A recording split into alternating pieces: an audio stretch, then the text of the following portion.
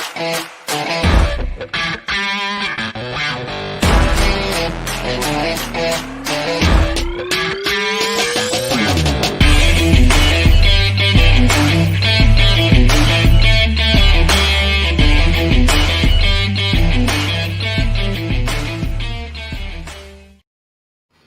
friends. Welcome back to Live at the Roxy for day 317 of our quarantine edition. It is January 26th. It is a Tuesday, and it feels like a winter-ass fucking morning here in Los Angeles. I don't know what the vibe is where you are, but it is chilly here. I have my candles lit. I've got my goosebumps on. It's a weird way to phrase that. It's been raining here in LA, and it's going to start raining again soon. So there's a lot of, I guess the sky is crying for Kobe Bryant. We're going to be talking about Kobe today. I cannot believe it has been 1 year since the passing of Kobe Bryant and Gigi and everybody else who was on that airplane. It feels like that was legitimately yesterday, but that was in a time before quarantine, not in a time before we knew about before we knew about the virus, but not in a time before other people knew about the virus, our government. But it was a different time, and that was a full year ago. Just really, really unbelievable that what has happened in the last year. It feels like that was the start of 2020. I know it was a month in almost to 2020, but it feels like that was the start of the bad luck that was 2020. And it's just seemingly has continued. There have been some amazing things that have taken place as well, but I do want to talk about Kobe Bryant today on the show. He deserves to be remembered, and we are going to talk about him as the 1 year. There's a few other things I want to make sure that we get to, plus questions, comments, concerns, anything you guys want to talk about in the Streamlabs. Keeping in mind, those have been super fucking light recently, and I have a move coming up. No, that doesn't mean I've found the place. Yes, that means I still need to get the fuck out of here. She's trying, team. What else are we talking about today, you ask? Well, funny that you ask. Black Widow has an official runtime, so we can break that down. I'm learning a ton of lessons from The Bachelor. A ton. And I gotta explain them to you guys, because I mean, outing somebody for being an escort, nope, not here for it. What am I talking about? Don't worry, I will explain. And then FKA Twigs gave a lot of details about the Shia LaBeouf abuse. That was really heartbreaking and hard to read, but I told you guys I would update you on that story when I had an update, and we do have an update. So all that, plus again, whatever it is you guys want to talk about, Super Chat, Streamlabs. Our first super chat of the day coming from Andrew Thomas, who says, "Hey, beautiful Roxy. Last year, I was at NFL Pro Bowl in Florida when I heard the news of Kobe Bryant's death." Wow. Yeah. What a weird day that was. Everybody waking, with that being there the whole day and just like breaking that down and trying to actually grasp what went down. And people not believing it to be true when we heard it, thinking it was some like bad fucking Onion article or something. But I think a lot of people remember where they were because it was just such a true shock. Let's go over to the Streamlabs. Let's see what you guys are talking about over there before we get to this Kobe Bryant story. Or maybe you guys are talking about the Kobe Bryant story in there. I guess it's not even really a story. Nothing new has taken place. It's just been a year, so that is what it is. In the Streamlabs, streamlabs.com/Roxy Stryer. Nothing came in today, but a couple of things from last night after we ended the stream. Lloyd Nance at 9:32 p.m. just said, "Hey, Roxy, showing love. Thank you. I appreciate that, Lloyd. I'll always take the love that you have to show and give." Katie Goodwitch at 10:26 p.m. says, "I'm depressed this week. Nothing in particular, just feeling lonely and exhausted. I know it's just the COVID blues, but woof, I feel you. This time feels impossible for a lot of reasons and for a lot of people. And it's even when you know it is because that we're in isolation and the COVID blues and whatever, it doesn't make it feel any less painful. So it's good to know those things because then you know it will pass. But it doesn't make it fucking hurt any less. It doesn't make it hurt any fucking less. So I'm sorry that you're in pain, and we're here for you. And we appreciate you. And We're rooting for you and that 1% more happiness every day that we strive for. Shout out to everybody who's joining me live right now. John Bainbridge, Morse Code Z, John Get Bent, Travis Gilbert, MK Songbird, G Smith, Zeno Hour, Ryan Payne, Matt Munoz, Brittany Parker, Bruce Banner, and Mark Jason Ali, Legoland, Mohammed Belsin, Jay Jadot, Thunder God Cairo, Marisu, Jeff Assassin, Mason Allen, Andrew Thomas, Spidey Sensei, Brittany Parker, Juan Mendez, Rob Fishbeck, Redford Reddington, Star Gonzalez, to all my people in here. Thank you so much for joining me on what did I say it was 317. She's losing it. Curtis Mason, Gavin, Manny, all you guys. I really appreciate you being here. We do have a lot to talk about though. So as they say, let's dive right in. This is a voice that I should do on SEN. I was doing some voices there today, and I don't think I impressed many people, but this is kind of like more of an Arthur kind of character. What's the name of the guy in Arthur who was an Arthur, but he kind of talks like this? You know what I'm talking about. But I cannot do Mickey Mouse. To save my life, apparently. Woo-hoo! It's just really, really bad. Thanks, Jake Yakoveta, my amazing mod, for putting in that Patreon link. And thank you to Matthew Gold, my amazing mod, for putting in that Streamlabs link.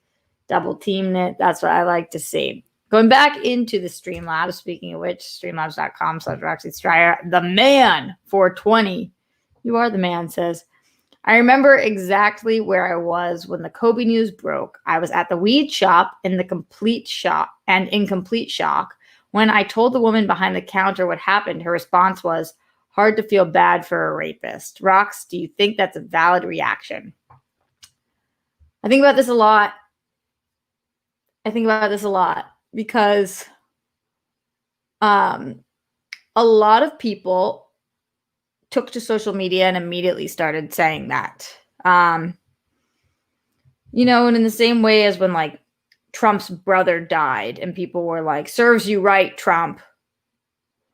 I think that I did grow up with parents who told me if you don't have anything nice to say, don't say anything at all.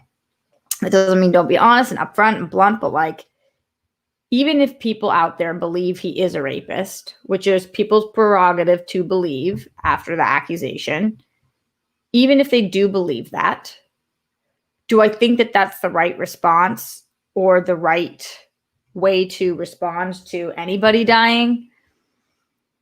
I don't think so. I would like to think that we're better than that as a society to, when somebody dies, throw that out there. No matter how much you dislike them or what you believe them to have done on this planet, they have a family. And it wasn't just him. It was also kids. So who am I to say what is a valid response and what's not? It's certainly not how I would respond. And it's not how, I don't think it's the right or respectful way to respond. That being said, I do think that his legacy was, of course, tarnished by those accusations.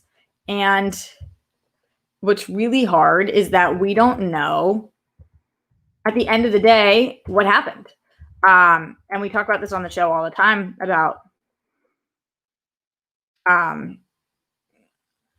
we talk about this all the time, but he was accused by one person of raping her in a hotel room, and she filed a police report and whatnot. And he said that the sex was consensual and denied the allegations and was not,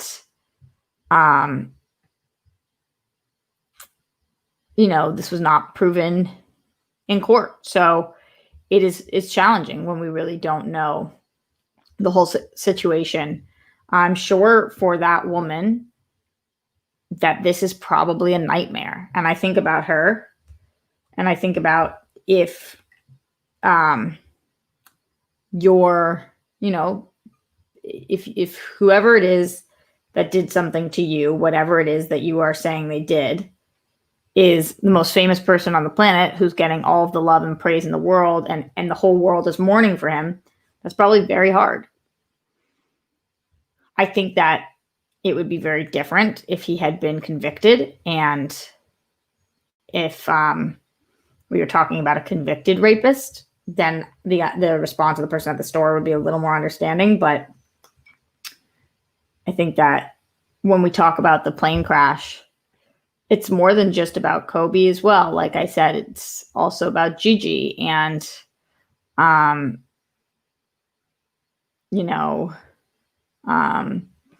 the pilot and what was it, 6 other people who were on the plane? No, more than that, I think. 12 people, was it? I have to go back to the story, honestly. 13 die in helicopter crash. No, Gigi was 13. So let's see. Okay. Gigi, parents, the couple are also parents to Natalia. No, I don't honestly even remember how many people it was, and that's probably not right. And hopefully you guys will let me know so that we can give them their respect in there, because everybody's life matters, and those families are mourning too, and those families lost people too. So yeah. Proud Lived Hard said Kobe didn't win the case. They made a financial settlement. That's not a win. Did I call it a win? I think it is a get your facts straight. Says Proud Lived Hard. Okay, Proud Lived Hard. If you're looking for a fight today, honey, bark up another tree. I'm not in the mood for you. We're talking about somebody who died and a child that died. And if I called it a win, I think that everybody fucking lost in that situation. All I said was that he wasn't convicted, which he wasn't. 9 died in the crash. 9. Wow. It's horrible. That's really bad. And I remember thinking it wasn't real, and thinking that this was one of the biggest, saddest deaths of my lifetime, just because of what a legend he was and how invincible he was and how young he was. But I will say I was listening to a lot of coverage this morning, and people who were close to him, and sports analysts and fellow players and whatnot. And it was kind of comforting to hear a lot of people talk about how they felt like he had done what he was put on this planet to do, and how accomplished he felt, and how, of course, he was not ready to go, but he was,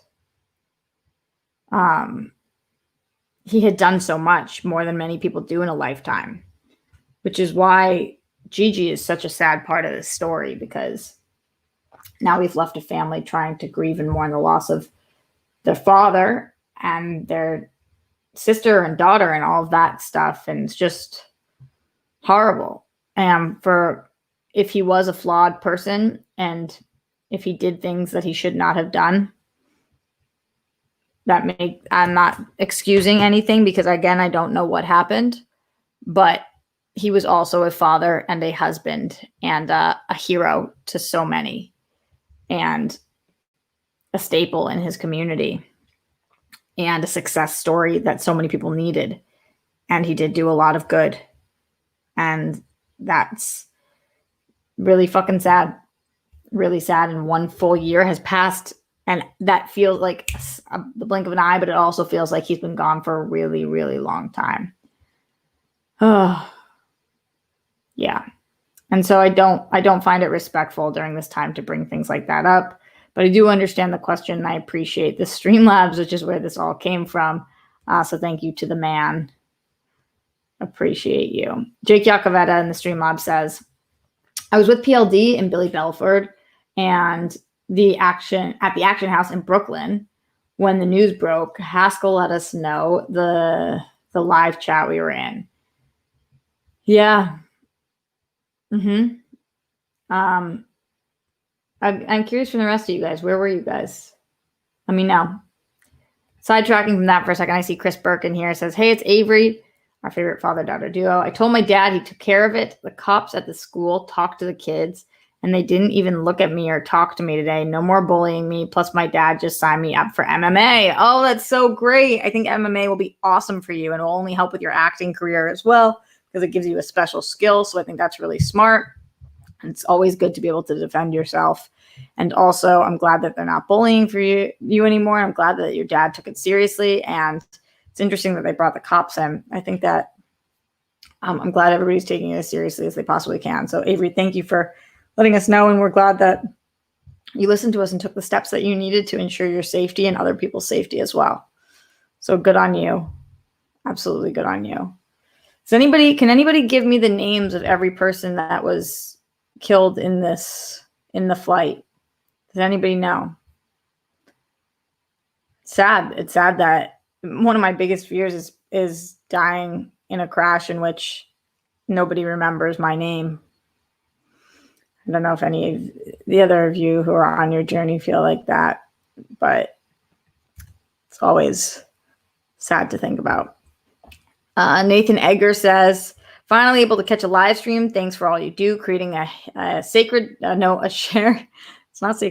space for strangers to connect in a positive way, such as this Kobe situation is unique. So much appreciated. I got you, Nathan. Thank you so much. Jay Jadot says, naive me a year ago today thought what happened to Kobe was going to be the worst thing that happened that year. I know. I think a lot of people thought that. I wonder how Kobe would have handled the BLM protests. I wonder how. That would have been interesting to see.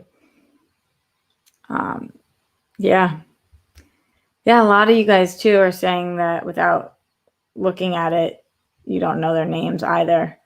Well, it's fine for you guys to look at it. We should just reference them on this show just so that we can remember and pay our respects. I'm big on paying respects, especially to people who should still be here.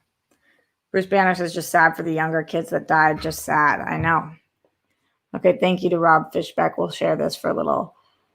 John Altobelli, Carrie Altobelli, Alyssa Altobelli, Christina Mauser, Peyton Chester, Sarah Chester, and Ara Zobayan, who I believe is the pilot.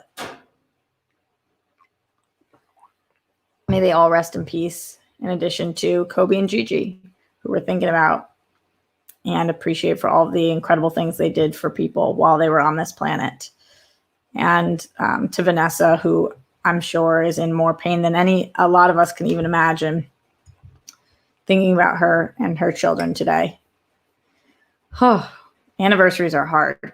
I've talked to you guys about this many times before, how the anniversary of my mom's passing is always the hardest day because it's just the anniversary of the worst day of your life. And I'm sure for today, the first one, it's the anniversary of the worst day of Vanessa Bryant's life. And there's no other way to really put that. So thank you guys for remembering him with me today. We are going to move on, but if any of you guys have any more things to say about Kobe and how he affected you and the life he lived and anything that you would like to speak about, please feel free in the Streamlabs, in the super chat, however it is you want to share. We want to hear it. All right, let's talk about, we go like this on the show. Up, down, high, low, everywhere in between. Let's talk a little bit about some nerd stuff. Maybe that will get us in a more smiling mood.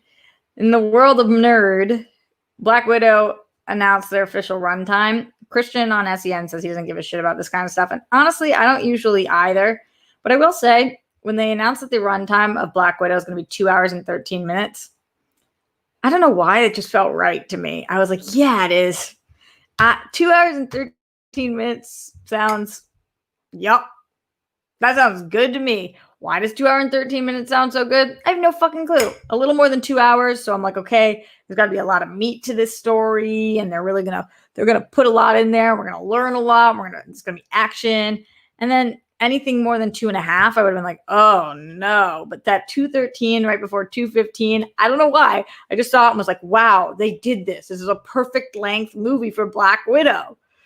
So yeah, I was excited about that. And honestly, I don't usually get excited for this kind of shit. So maybe it's just been an off week. Maybe it's just been a strange time. But I saw that and was like, yup, that's what I'm talking about. Black Widow 213. This is what we need. Whenever I see you, which might not be for another year, or it could be on Disney Plus in a couple months. We don't know. 2 hours and 13 minutes. That's what's up. That's the time I wanted you to announce. If you had asked me, how long do you want this movie to be? And I'd really thought about it, I would have said 213. I want it to be 213. Again, don't know why I would have thought that, but that is just how I feel. How do you guys feel about this runtime? Let me know. Thunder God says it's basically the average runtime of most Marvel movies. Maybe that's why, but I don't know. Avi says, that's fine. I know. I don't know. I don't know why it strikes me as so like, wow, this movie is going to be great now. Now I know that this movie is going to be legit. Now I know. Simply Emily asking, have they moved the release date yet? No. They're talking about now putting it on Disney Plus. They're talking about all the different things. So we'll see what they end up doing. But what we do know is how long it will be. Bruce Banner says, I'm okay with it. Yeah. This is good. This is good news. I will take whatever good news there is. We don't have to stick on that for too long. Let me know what you guys are thinking. Streamlabs.com/Roxy Stryer and right here in the super chat. Let's get those in. We are motherfucking light this month. It's a light month. Before we move forward, Brett Hankinson, Miles Cosgrove, Jonathan Mattingly arrest the cops who killed Breonna Taylor. All three of them for killing Breonna Taylor. As I mentioned, Kobe, how he would feel about the BLM protests. I'm reminded that we have to continue to say, not just say their names, George Floyd, Breonna Taylor, but we also have to remember the names so that they cannot live in anonymity because these cops are still fucking out there walking the streets. So Brett, Miles, and Jonathan, we know who you are. We know what you did. And we're going to keep talking about it until there's a change, because that's the only way that we're going to get a change is by keeping it alive and continuing to discuss it. So we're going to do that here on this show, and I hope people do that in their homes and to their friends and all over the place. All right, going back into the Streamlabs, streamlabs.com/Roxy Stryer. Nathan Egger says, unrelated to what you're talking about, that's fine, like I said, roller coaster, but wanted to share with you that your word of de-escalate for the year actually stuck with me this weekend. I used it with my boyfriend, which helped the situation. So thank you for helping my relationship. You're welcome, Nathan. Happy to. I think it is the best word because woosah, my friends. We got to de-escalate all the things. Whew. And it's just like a, do it with me now. Just take that breath and take that step back and just de-escalate the motherfucking situation. I feel better already. Thanks for de-escalating with me, guys. Moving forward, more things to talk about. As we talk about de-escalating, might as well talk about The Bachelor. Yeah! I was going to make The Bachelor the thumbnail today, although that felt disrespectful to Kobe and Gigi, so I didn't. But I was going to make it the thumbnail today because this is the thing I'm so passionate about right now. I don't know what it is. You guys know throughout quarantine, I have just been hooked on Bachelor, like hooked on Phonics, but hooked on Bachelor. And if you're not watching, it couldn't matter fucking less for this conversation because what actually happened does not mean that much. But a few different things have taken place on the show that I want to point out that have made me like assess my life, which is so crazy. Oh my God, this show is so crazy. So there's a group of girls on there this year who are like kind of extremely fucking bitchy and judgy and catty and like rude to other women. And I get it. It's a weird situation. You're all dating this one same guy. So I get these women being bitchy, but like at the end of the day, as much of a straight talker as I am, and you guys know, whatever I say behind your back, I'll say right to your face. I'm just like a straight shooter and I'm a shit talker and I'm whatever. I'm not mean. And watching women be mean to each other is so fucking painful. It's gross and I hate watching it. And it's it's so frustrating to watch these women like dump on these other women. So what happened last night was that one of the women, they're 3 weeks into the show, and three new women, or like 5 new women or whatever, just entered the house. I guess that doesn't usually happen. I don't watch enough to know, but they're new to the show. And so one of those women that's new, they're calling them like the OGs are the ones who are already there. And then there's the newbies. And one of the women who's new, one of the OGs, I apparently knew her from home, never met her, but like had known of her. And she told all the other women that that woman coming in was an escort, which I have so many feelings about. Number one, this woman who is part of the OGs, she's just like this blonde girl. We'll call her Blondie. Blondie is kind of a bitch herself. Like, she shits on other people, and then she kind of like maniacally laughs about it afterwards. And you can tell that 100% The Bachelor doesn't like her that much, and there's no way Matt James is going to end up with Blondie. But Blondie's like, just thinks that she deserves all the time and whatever. And so to not be sure about something, but Blondie's like, before this girl came onto the show, I got some messages. I was warned about her, like, careful. And people are like, oh, what were you warned about? And they were like, everybody said she's an escort. Let's just talk about that for a second. Like, first of all, so the fuck what if she's an escort? Some people are escorts. Second of all, you are on national television.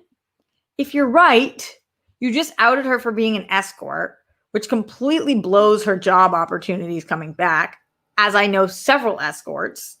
And when you are an escort, people knowing you're an escort is a problem. So if she is an escort, you totally fucked her. And if she's not an escort, then you just told the world and all of her potential employers and all of her family that she is an escort. And while that's something I don't believe she should have shame about, some people do. And it's not your fucking place. You don't even know this girl. You didn't even talk to her first. You didn't even ask her. And on national television, you're telling everybody she's an escort. Like, what? Go fuck yourself. Blondie, you're the bitch. And Blondie's on TV thinking she's like the righteous one and like, oh, this girl's an escort. And Blondie, actually, she might be an escort, but you're a cunt. You're mean. You're a mean, catty, bitchy girl, and I'm not here for it. And this escort or non-escort, it really doesn't matter. Why would you do that? Do you think that's going to give you a better chance at getting with The Bachelor? He doesn't like you, honey. He doesn't even like you. Go on the show and get your fame and maybe go on Bachelor in Paradise and find yourself a man or whatever, but like, do it without trying to destroy somebody else's life who I don't even think is an escort. Because when finally she's confronted about it, she's like, what? She was like, I can't even believe I'm having to say this, but no, I'm not an escort. And who did you say that to? And Blondie's like, everyone. And that's on me, my bad. Like, no shit, that's on you. Who the fuck else would that be on? What? Blondie, you obviously thought that she should be ashamed of being an escort if she is, because you obviously passed judgment on that. And so that's why you wanted to out her. And you didn't even speak to her about it. Because you're mean.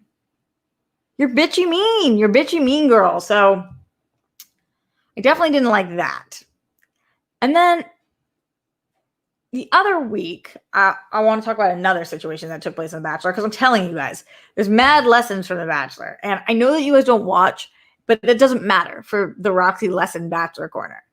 And send bunnies if you're cool with me telling another Bachelor story, and send hearts if you want me to shut the fuck up about Bachelor and move on.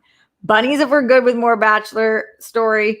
Hearts if you want me to shut the fuck up and move on. I'll take my cues from you guys, because yes, we are live at the Roxy, but you guys are my people, so I only really give a fuck what you guys are thinking about.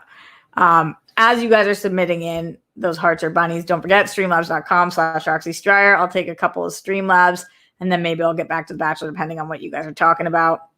Paul3JP says, this season of The Bachelor has, in my opinion, it's about The Bachelor, been pretty weak. Respectfully, this dude is a mook? What's a mook? Plus, he has let so many baddies go. It blows my mind. Also, knowing that Queen Victoria is only there for drama/rating is annoying and artificial. I feel you on that, and I can break that situation down as well. Bojack's in the Streamlabs says, I was thinking the other day about how you don't celebrate Christmas. Is that specifically because you're Jewish? Does it have anything to do with religion? Because Christmas doesn't feel like a religious holiday anymore. It seems like commercial and for all. Yeah, no, Bojack's, I don't celebrate Christmas because I'm not Christian. So why would I celebrate Christmas? I don't mean to laugh. It's a fine question. But yeah, the reason I don't celebrate Christmas is because I'm a Jew. So I celebrate Hanukkah because Christmas is a Christian thing.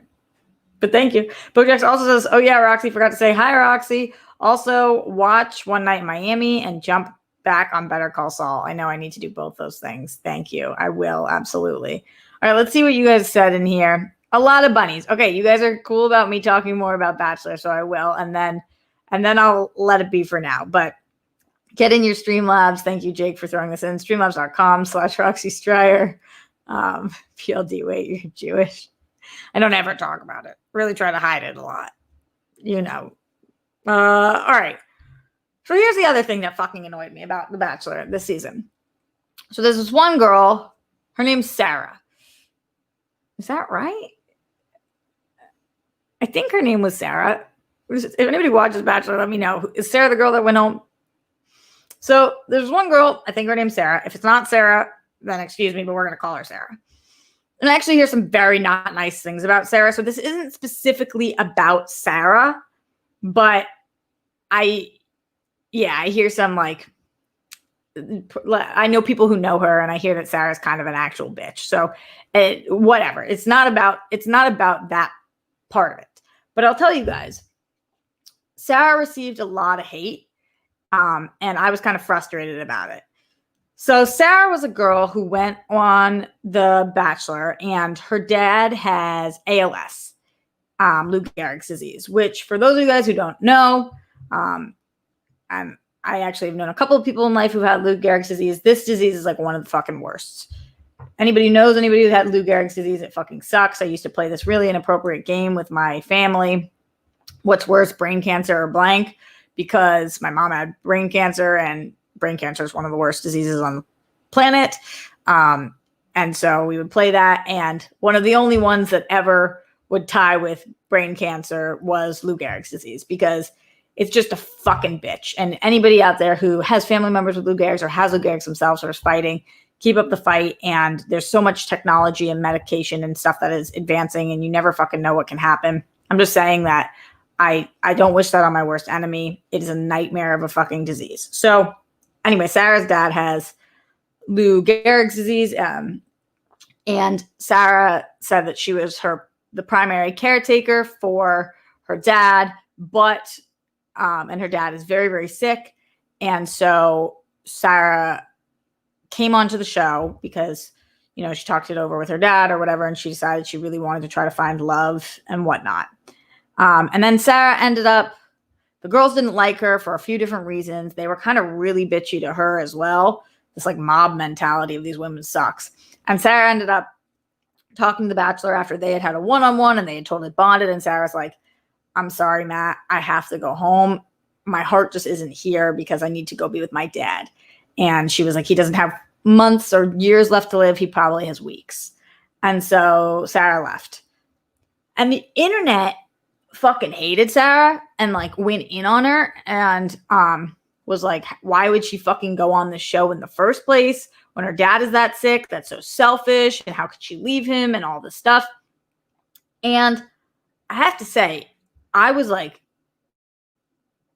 fucking torn up about this, because I think Sarah was like 24 years old. You know, she's young. And here's what I will say. Would me at 29 maybe make that decision? Probably not. However, unless you have been in that situation, you don't fucking know. And it kind of like sent me on a little bit of a spiral. And I ended up calling my brother, because as you guys know, when my mom was really sick, I left. And I have a lot of fucking guilt about that. And if anybody asks me what I think they should do, then I certainly would not tell them what to do, but I would inform them of the kind of guilt that lives with you for the rest of your life if you don't end up staying with somebody who is very ill. And I can talk more about that at a different time. But what I will say is that she decided to leave and go be with him. And the fucking internet was so cruel. And the girls in the house were so fucking cruel about it that I wanted to punch everybody in the fucking face. Because whether or not she made the right decision, I don't know. And honestly, you guys know I don't even really believe in God, but that's God's to judge. Or the universe is to judge. Or karma's to judge. Or whatever you believe in. It's not ours to sit here and say that that's not what she should have done, because we don't even know what her dad would have wanted her to do, or what would have made him happy, or the kind of situation she left him in or set him up in or whatever. So I legit have had like tons and tons of realizations watching this show. This has been like a mind-blowing season for me, even though I'm not saying it's the best season because I don't watch the show, so I don't know if this is an entertaining season or not. But like, I'm having these like moral dilemma and life crisis events take place as I'm watching this show, and I'm feeling things and learning things about myself. You know, and there I am at 2 a.m. calling my brother, asking him if he thinks I made the wrong decision for what I did, and like fucking fighting back tears as I'm thinking about my life, and reading tweets on the internet about what a selfish bitch she is. And like, I just wanted to remind everybody, I was going to talk about this last week, but I just want to remind everybody that at the end of the day, you have to be able to look in the mirror. And so no matter what choices you're making in life, you have to live with them. And sometimes that is the biggest curse, and sometimes that's the biggest blessing. So when we pile on to people, it doesn't make much sense because they already have to live with themselves.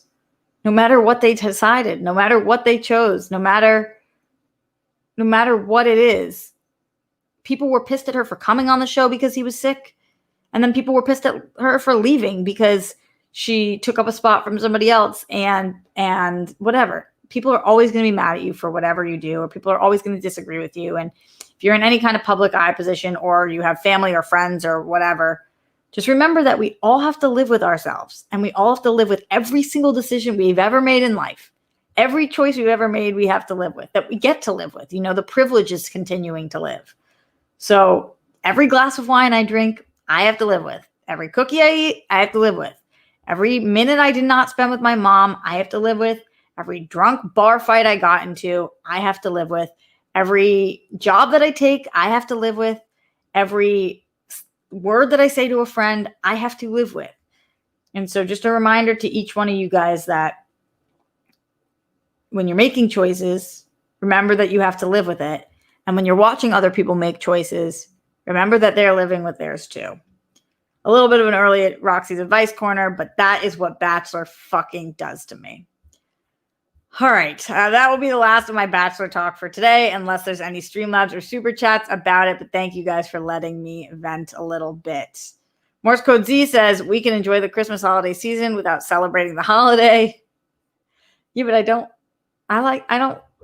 need to celebrate Christmas. I'm not Christian, and I don't need to celebrate the event or any part of it. I don't feel the need. I like Hanukkah. I can celebrate whatever I want. But thank you for inviting me to the party. Austin Kramer with that good support. Really appreciate that, because did I mention we are fucking light? Fucking light. Thank you guys so much, though. Let's go back into the Streamlabs, streamlabs.com/Roxy Stryer, and see what is going on in here.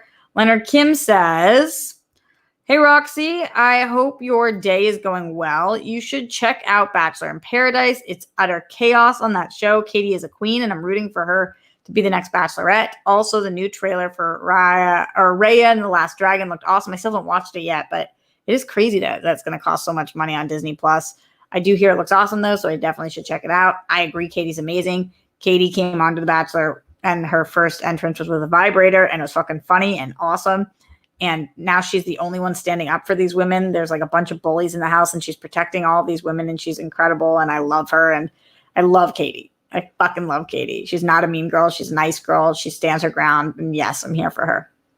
Nathan Edgar in the Streamlab says, Catching up on yesterday's episode, nice Joe Bros reference.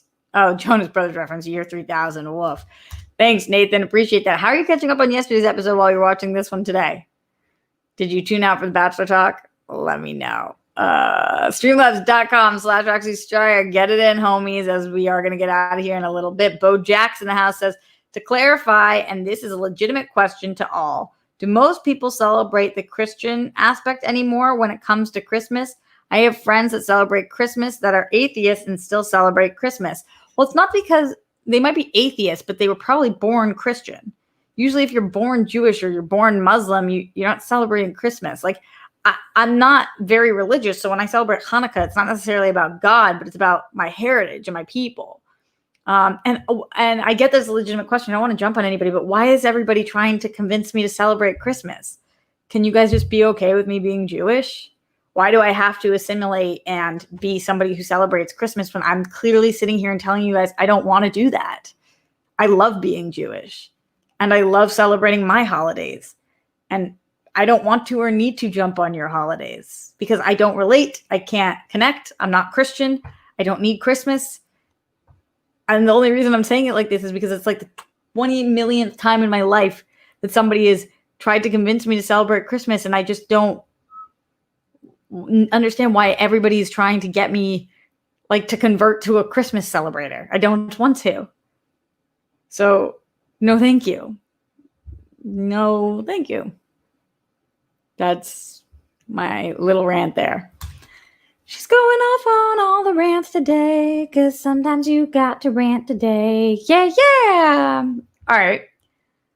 Some more things before we get out of here, and then we got to go. We have a big World Girls meeting that is taking place today where we are talking about how the fuck we can make some money, because we are putting in so many hours, and we are all getting broke as a joke. It is fucked up. So, yeah, we got a big meeting today to try to figure out all of our shit. Wish us luck in that.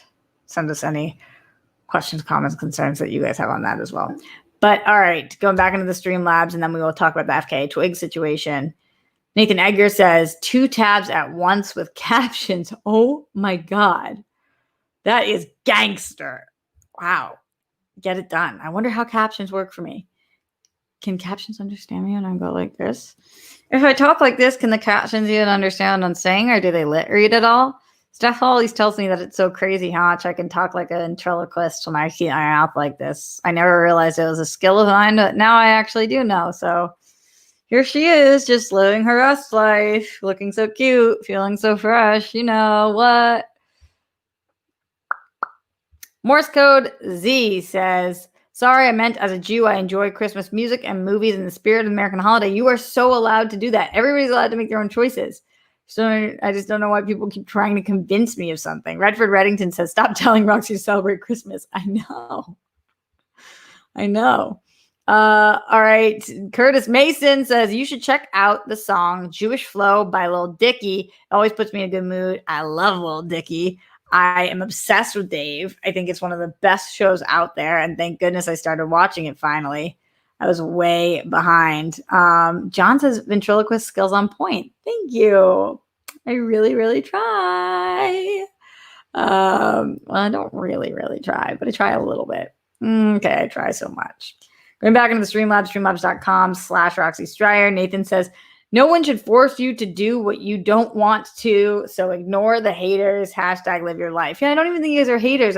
But realize when you're talking to a Jew and you're trying to convince her so hard to celebrate Christmas, or like, why don't you, and asking so much, it's a little off-putting. And like, you want me to change, and I don't want to. Not in that area. You guys know how proud I am to be a Jew, and you know how much anti-Semitism I've received this year. And so trying to get me to celebrate Christmas is trying to get me to be less Jewish. Cutter Hale in the Streamlab says, sup, Roxy? It's been a while. Welcome back, Cutter. Super excited for the draft Friday. Also, have you seen The Little Things? No, I haven't yet. I'm seeing it Saturday. I'm super excited for it. Also, how do you feel about these big movies being delayed again? Obviously, I don't feel great, but I understand why. And I'm just excited for a year from now when we don't have to deal with any of this fucking shit. because fuck this shit. And the draft, I'm excited too. It's causing me not to sleep. Actually, I just don't sleep in general. I literally have not been sleeping recently, like at all. Bojack's in the house says, sorry if it sounds like I'm asking you to celebrate Christmas. That's not my intention. I only thought about it because of the World Girl episode and how you were doing more stuff last year for Christmas. Bojack, it's fine. I'm not pointing it at you. I'm just saying in general, I get these questions all the time. Jake Yakoveta in the Streamlabs, streamlabs.com/Roxy Stryer. What up, Jake? Jake with that huge support. Thank you, Jake. Says, if the World Girls need to make money, I'm more than happy to send the Fuck the Patriots graphic so y'all can sell the shirts. They fly off the shelf. Oh my God. Fuck my life. What would you guys want to buy? We are talking about merch stuff today too. So let me know if there are specific things that you guys would really want to see us selling. I think I've got a whole merch plan and whatnot. Yeah, I got a whole plan. Melissa Byrne said, did you guys talk about Kobe yet? I'm late. Yeah, we did talk about Kobe, but if you have any other thoughts about it, be happy to, because we did get a little sidetracked. But of course, we talked about him, paid our respects, and talked about him being one of the greatest of all time, because he absolutely was. It's incredible when you're that good at what you do. It's really, really unbelievable. Moody in the Streamlabs, streamlabs.com/Roxy Stryer says, I watched Promising Young Woman last night on your recommendation. Such a great, uncomfortable film. Moody, I'm so glad you liked it. It's so good, right? And yeah, it is uncomfortable as fuck. But you guys know I love cringe. Mark Jason Ali with that massive support. Yes, Mark says, hi, Roxy. Hope you're doing well. And how are your grandparents? I wasn't born Christian, but I've always celebrated Christmas. It's not really a religious holiday anymore. You do you. Your choice not to celebrate doesn't matter. If you can't do a Mickey Mouse, we got you. Yeah, I really can't do a Mickey Mouse. Thank you for that. My grandparents are doing okay. I'm just really desperately trying to find a vaccination appointment for Grammy. And it's just not fucking working. And I'm trying. And it's just so frustrating. She's 93 years old. Why can't I get her fucking vaccinated? I'm seeing all these other people get vaccinated. And like, why is she not first in line? I don't get it. I don't understand. I don't mean her specifically, guys, because I'm not entitled enough to believe that my specific grandparent, but I mean people in their 90s. Why aren't they first in line? Very, very frustrating. Yeah. All right. Keep getting in those Streamlabs before we get out of here. We have a couple more things to talk about, but we won't be here for very long because, like I said, I do have to get to that big World Girl meeting. Woo, woo, woo, woo, woo, woo. Joseph says they're vaccinating for him in Inglewood. I know. I try every single day. I try to get an appointment there. Every single morning, 6 a.m., I try to get an appointment there. And I fucking can't. So frustrating. FKA Twigs gave more details of the Shia LaBeouf abuse, and it was fucking hard to read. Trigger warning. I'm not showing any images, but trigger warning. There weren't images to show, but trigger warning for anybody who has a hard time talking about assault or abuse in relationships. This was really fucking hard. I saw this article on Perez, and then I read the entire piece. And I know we've talked about this a little bit on this show, but there was kind of more updates as she went into it even more. And I will read this article from BuzzFeed as she's kind of broken down exactly what happened. She was asked a lot about like why she didn't leave and the details of the relationship. So she says, it's something in society that's a really big problem and it's really common. For some reason, we don't talk about it though. She detailed the grooming and pushing of my emotional and spiritual boundaries. And then she said, being nice to a waiter, being polite to somebody that could be seen as me flirting or wanting to engage in some sort of relationship with somebody else when I'm literally just ordering pasta. I was told that I knew what he was like, and if I loved him, I wouldn't look men in the eye. That was my reality for a good 4 months. LaBeouf also allegedly demanded a quota of instances for physical contact in the relationship. We talked about this a little bit before, but she went into detail. She said his previous partner apparently met this number very well, so I was inadequate compared to a previous partner of his, and I had to get the touches and the kisses correct, but I never knew what the number exactly was. And if she missed the quota, then she says LaBeouf would start an argument with me, berate me for hours, and make me feel like the worst person ever. After an incident where she says LaBeouf was basically strangling me at a gas station, Twigs called a helpline for abused women. Quote, her reaction to me was so serious. Somebody was taking this so seriously and wants to get me somewhere safe. That's what really was a massive wake-up call. That's the time when I realized that I need a lot of help to get out of this. Following the call, seeing a therapist helped Twigs get to the point where she was able to leave for good.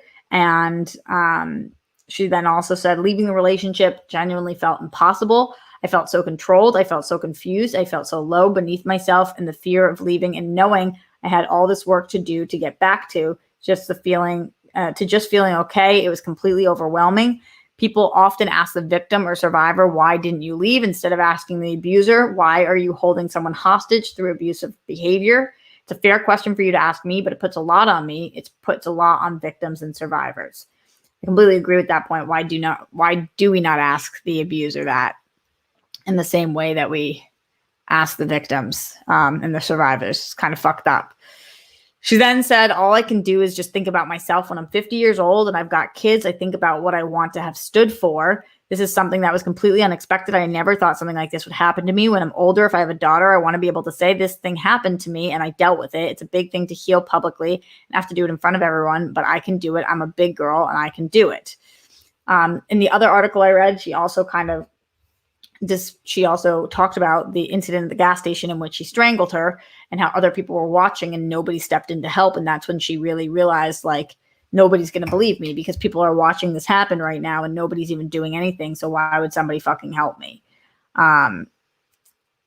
This is horrible. This is fucking horrible to read about and disgusting. And Shia LaBeouf is not saying that this didn't happen. He's not denying the allegations or accusations, at least not to the extent of my knowledge at this point. And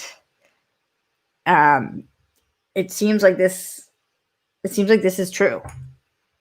And if so, I don't know that you guys know, like, Peanut Butter Falcon is one of my favorite movies. And I love the directors and writers of that film. I think I'm gonna have a really, really fucking hard time watching Shia LaBeouf on screen and not thinking about him strangling women. A really, really hard time. He's an incredible actor, but so many people are. And she also talked about how he wouldn't let her sleep at night so that she would be exhausted and not know exactly what to do, that he would wake her up a million times from the hours of 4 to 7 in the morning and ask her why she was staring at the ceiling thinking about leaving him and why she didn't love him. And one time when they were driving back home and he told her that if she didn't say she loved him enough, that he was gonna crash the car on purpose. Just so fucked up. There were so many story after story after story and months of mental and physical abuse. It feels like this is a guy who had not done this to just one woman, that probably has done this in all of the relationships he's been in. And this is incredibly disturbing. And he said he abuses, he has talked about how he is abusing himself as well. And I think he's probably very troubled. I think he needs a lot of help.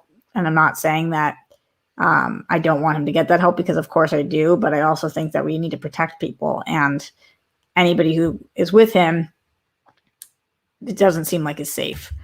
So that was very, very disturbing. And I told you guys I'd give you an update. And so I did. I would say, what do you guys think? But I think we're probably all on the exact same page. So instead, I will just move on and go back into the Streamlabs. But if you guys have any questions, comments, concerns, please let me know.